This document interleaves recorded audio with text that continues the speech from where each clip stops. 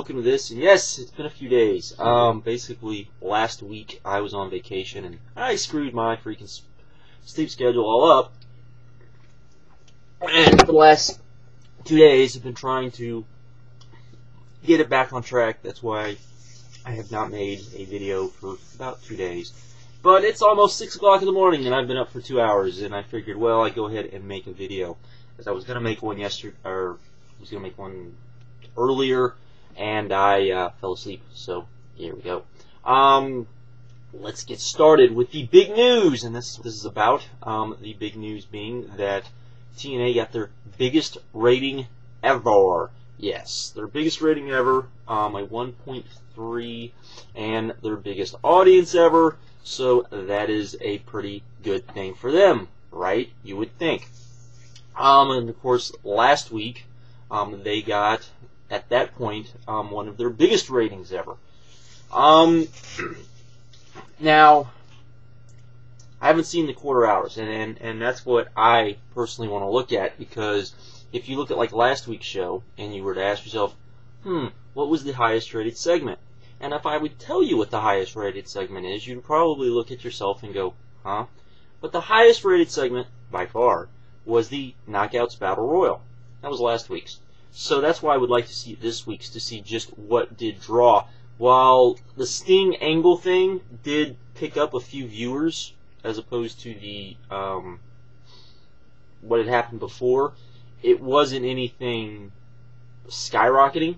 So that doesn't mean that, you know, this week that TNA didn't draw off of the Sting Angle thing, because that's very well possible. That's why I want to see the a lot of people ask me about this, and that's why I want to see the quarter hours, because I want to see exactly what people turned into. Because then, even if I didn't like it, I can say, well, that's what people apparently are liking, which is completely okay. But I think it's what you have to look at. You can't take you can't just say, oh, well, apparently Sting and Angle are working, because if they didn't draw all that well, as opposed to other things on the show, it really doesn't mean anything. And you had some good stuff on the show. You had, you know, the Sting and Angle thing was what it was. I didn't necessarily care for it, but I could see somebody really liking that match. You had Beer Money versus Team Canada, which I thought was pretty good. You also had Lethal Consequences versus Motor City Machine Guns, which I also thought was very good. So you had a lot of wrestling, actually, I felt, on this show. Something we don't usually see on TNA. So from that's why I would kind of like to see exactly what drew, what didn't drew. If they just, for whatever reason, just drew throughout the whole thing, because I really thought they drew last week, because no one bought the pay-per-view, and that people had turned in to see kind of what happened at the pay-per-view, because by all accounts, it doesn't look like they drew very much in the pay-per-view. So comes the question, does this really mean anything? Because while the ratings have been going up, and they have, and they should be happy for that, finally after being stagnant for so long, going up, because no one's buying, apparently, the pay-per-views. According to Dave Meltzer, I guess the last 6 months, I guess everything after, if you go from Bound for Glory, everything that happened after Bound for Glory, he didn't come out and say it, but you kind of got the impression that he didn't think too many of the pay-per-views since Bound for Glory had made any money. And to kind of put it into perspective, we know what the WWE basically has to do to make money on pay-per-views. So you're talking this isn't your Big Four. This is apparently just your non-Big Four B quote unquote B pay-per-views, which would be 90 to 100,000, depending on, you know, ads and all sorts of things. You know, every pay-per-view is a little different, but 90 to 100,000 buys. That's what the WWE has to do. That right there is why we probably will never see less, you know, them drop a lot of pay-per-views, because, yeah, I don't see that happening. So, but maybe they will at some point. You know, I do think that there is too many WWE pay-per-views, and I think it would do them better if they did a pay-per-view-like event. If they made the Saturday Night's Main Events more of a pay-per-view-like event instead of just a Raw event, because the Saturday Night's Main Events have felt more like Raw than they have a pay-per-view. And the original Saturday Night's Main Events always kind of had that pay-per-view type feel. And I think that for the Saturday Night's Main Events to work for the WWE, they have to be pay-per-view like events. So if they didn't do as many pay-per-views and they basically did the top tier matches for the 2 hours of Saturday Night's Main Event, I think it would work better. But anyways, we're not talking about that, are we? Anyways, so that's what the WWE has to do. And he kind of implied that he thought that that TNA probably had to do about 20,000 buys for a pay-per-view to make money. Somewhere in that range. We know that they've done plenty of pay-per-views that haven't done that. So we know that not every pay-per-view is making money to start out with, if you go by what his estimates are. So this is what I would say. Perhaps it's time for TNA to finally say, you know what? Let's stop doing the pay-per-views. Let's just go on being a TV-based promotion. For the most part, you can still do 4 to 6 pay-per-views a year, but do a TV-based promotion, or be a TV-based promotion, because our pay-per-view numbers aren't good, and if they're losing money on pay-per-view, then that's definitely not good. There's no reason to do pay-per-views if you're losing money on pay-per-views. Our house show business isn't all that good, and it's not. And I know people will bring up the UK shows. Okay, unless they're going to start going to the UK every other month, don't bring up the UK shows, because that's the only way that's going to mean anything. They went to the UK shows. They did good numbers over there. I'm not denying that. Then they came back over here and they were doing house shows of sub 2,000 people showing up again.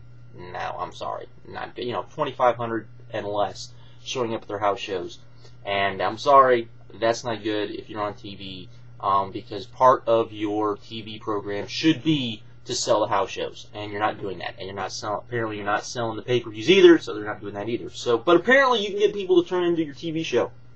So, if they can prolong this a little bit and keep doing good, maybe it is time for them to say, okay, the TV show's making us money. It might be the only thing making us money. So let's just concentrate on the TV show.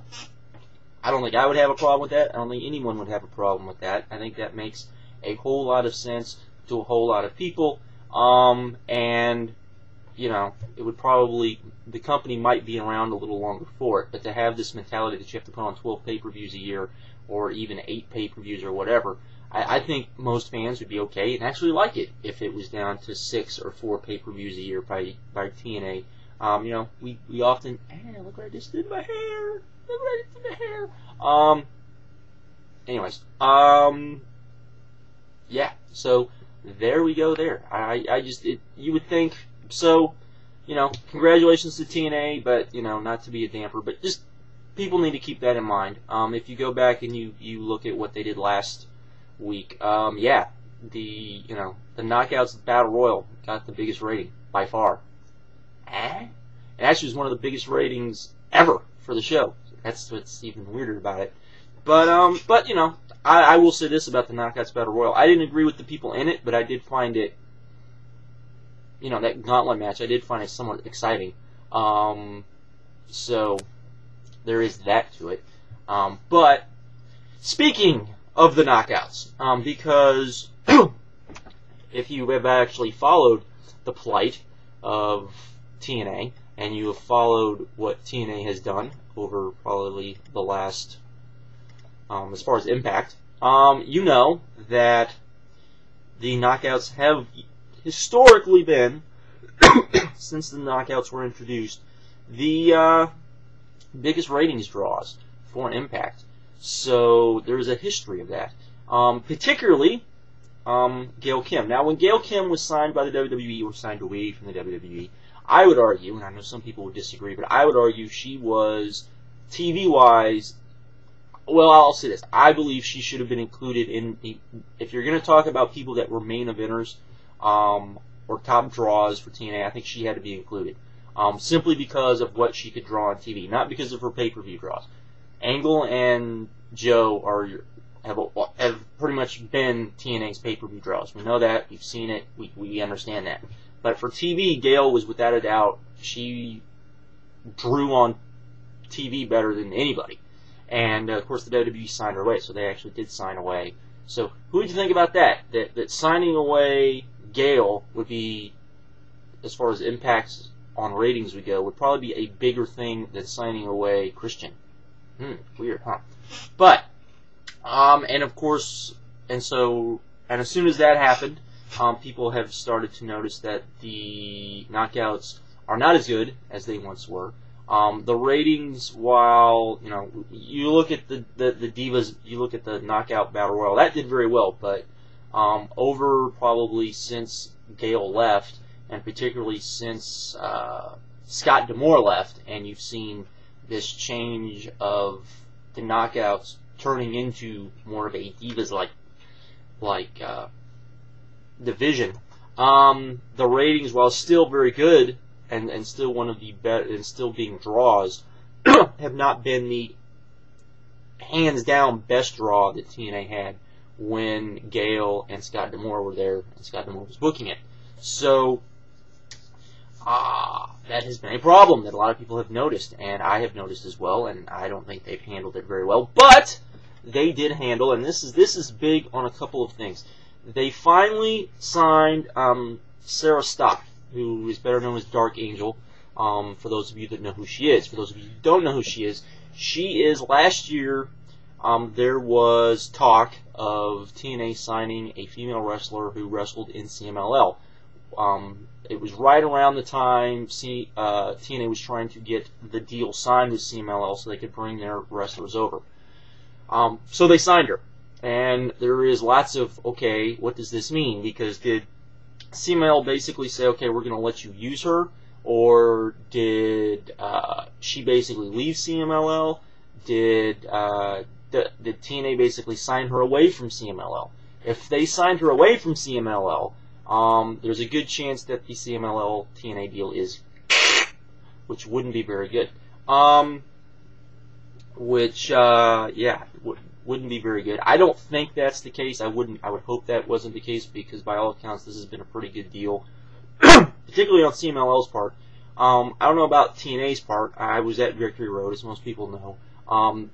They did have some of the CMLL talent there, and they did a very bad job of promoting the fact that those guys were there, and the fact that they only drew 3,500 people. And you know, you would think that the guys they had there would probably be able to draw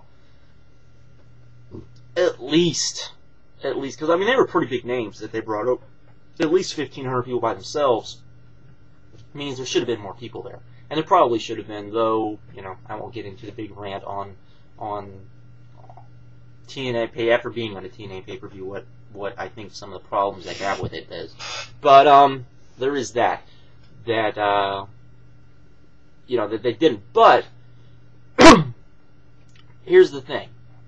If they're going to continually run Texas, any of the Southwest states, and California, and if they're going to run more stuff in California, let's say they run a pay-per-view in California, I would think you'd want some of the CML guys there. I would think you would at least want the opportunity, the possibility, to be able to bring in Mystico for that pay-per-view, and be able to say, oh, look, we're going to have Mystico on our pay-per-view, and see if you can't, you know, draw some people on his name, and see if, you know, he can't draw for you. So there is that. And I think they announced this I think a couple of days ago, and still there's no word on exactly what this means for the TNA CMLL deal that I have found. Maybe other people have heard things that I haven't heard, but I haven't been able to find anything on it. And I think you do. It's one of those things where you really need to ask exactly what exactly is going on that front. That said, she's very good, and she'll probably be a face, and that's what TNA needed was a face who could wrestle. Not that the women who are faces in the knockouts right now aren't at least adequate, I would say, but none of them are great. None of them are going to be able to go out there and help Kong carry the division. Only other person I can see that can go out there and help them carry the division is also a heel, so it doesn't work. So her coming in should be very good, and hopefully, you know, I would hope that they would bring in some more women with some talent, because they probably need, I would say, at least one more woman to be a face, who is very good in the ring. And there are women out there who are very good in the ring, who at least can, you know, carry some of the women who are not. And none of these women, for people, oh, but they're probably ugly, or they're not anybody you want to put on TV. That's not really the case. I mean, they're fairly good looking. I'm not going to say they're you know, diva-esque, but I don't think you want diva-esque. I really believe that if you're going to have a women's division, you don't want to do the divas, because if you want to do the divas, people can watch WWE.